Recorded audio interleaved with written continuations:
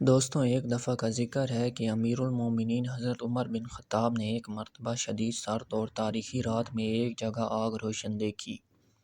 چنانچہ وہاں تشریف لے گئے۔ ان کے ساتھ جلیل القدر صحابی حضرت عبدالرحمن بن عوف بھی تھے۔ حضرت عمر نے آگ کے پاس ایک عورت کو دیکھا جس کے 3 بچے زار و قطار رو رہے تھے۔ ایک بچہ کہہ رہا تھا، امی جان ان آنسوؤں پر رحم کھا اور کچھ کھانے کو دو۔ دوسرا بچہ یہ کہہ کر اور ہاتھ لگاتا، شدید بھوک سے جان چلی جائے گی۔ تیرا بچہ یہ کہہ کر رہا تھا، امی جان کیا موت کی آغوش میں جانے سے پہلے مجھے کچھ کھانے کو مل سکتا ہے؟ حضرت عمر بن خطاب آگ کے پاس بیٹھ گئے اور عورت سے پوچھا، اے اللہ کی بندی امترین، اس حال کا ذمہ دار کون ہے؟ عورت نے جواب دیا کہ اللہ میری اس حالت کا ذمہ دار امیر المومنین عمر ہے۔ حضرت عمر نے اس سے فرمایا، کوئی ہے جس نے عمر کو تمہاری اس حال سے آگاہ کیا ہو؟ عورت نے جواب دیا، ہمارا حکمران ہو کر وہ ہم سے غافل رہے گا۔ یہ کیسا حکمران ہے جس کو اپنی رعایا کی کچھ خبر نہیں؟ یہ جواب سن کر عمر بن خطاب مسلمانوں کے بیت المال گئے اور دروازہ کھولا۔ بیت المال کا محافظ بولا، خیر تو ہے امیر المومنین؟ حضرت عمر نے اس کا جواب نہیں دیا اور آنے کی ایک بوری گھی اور شہد کا ایک ڈبہ بیت المال سے نکالا اور چوکیدار سے فرمایا، انہیں میری پیٹھ پر لاد دو۔ چوکیدار نے عرض کیا، آپ چاہتے کیا ہیں؟ حضرت عمر نے فرمایا، میری پیٹھ پر لاد دو۔ چوکیدار نے عرض کیا، آپ یہ چیز اپنی پیٹھ پر نہ لادیں، اے امیر المومنین۔ چوکیدار نے کوشش کی کہ امیر المومنین کا تیار کردہ وہ سامان وہ خود اپنی پیٹھ پر اولے، لیکن امیر المومنین نے سختی سے انکار کیا اور اس سے یوں مخاطب ہوئے، تیری ماں تجھے کھو دے، یہ سامان میری پیٹھ پر لاد دو، کیا قیامت کے روز تم میرے گناہوں کا بوجھ اٹھاؤ گے؟ یہ کہہ کر امیر المومنین نے آٹا، گھی اور شہد اپنی پیٹھ پر لاد لیا۔ جب اس عورت کے گھر پہنچے تو آگ کے پاس بیٹھ گئے اور ان بچوں کے لیے کھانا پکایا۔ جب کھانا تیار ہو گیا تو ان کمی در شیر کی، ان کی اور اس کا مزار کے ہاتھوں سے پکوان کو کھانا کھلا ہے۔ یہ منظر دیکھ کر ان یتیم بچوں کی ماں کہنے لگی، قسم اللہ کی تم عمر سے کہیں زیادہ منصف خلافت کے اہل ہو۔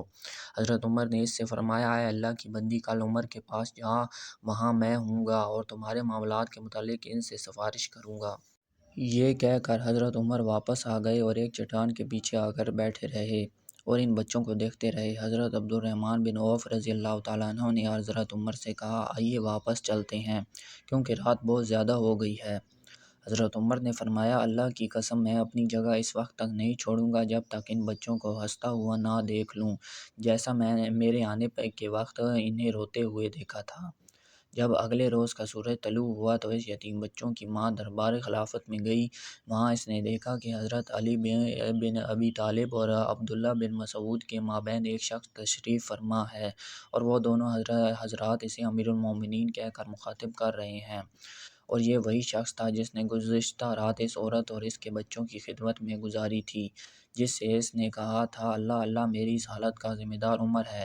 چنانچہ جب عورت کی نگاہ حضرت عمر پر پڑی تو گویا اس کے پاؤں تلے سے زمین کھسک گئی۔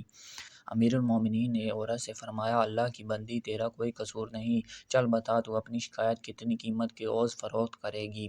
عورت گوایا ہوئی، معاف فرمائے اے امیر المومنین۔ حضرت عمر نے فرمایا، تم اللہ کی تو اس جگہ سے ہٹ نہیں سکتی جب تک کہ میرے ہاتھ اپنی شکایت لگا نہ دو۔ بالآخر حضرت عمر نے اس بیوہ خاتون کی شکایت اپنے مال خاص سے مجھے 100 درہم کے عوض خرید لی اور حضرت علی بن ابو طالب کو کاغذ قلم لانے کا حکم دیا اور یہ تحریر قلم بند کرائی، ہم علی اور ابن مسعود اس بات پر گواہ ہیں کہ فلاں عورت نے اپنی شکایت امیر المومنین عمر بن خطاب کے ہاتھ فروخت کر دی۔ پھر امیر المومنین حضرت عمر بن خطاب نے فرمایا، جب میری وفات ہو جائے تو اسے میرے کفن میں رکھ دینا تاکہ میں اسے لے کر اللہ سے ملاقات کروں۔ یہ تھے ہمارے حکمران جو عوام کی جان و مال کے نگہبان تھے اور اپنی رعایا کا خیال رکھنے میں کتنے سنجیدہ اور خود کو کتنا ذمہ دار سمجھتے تھے۔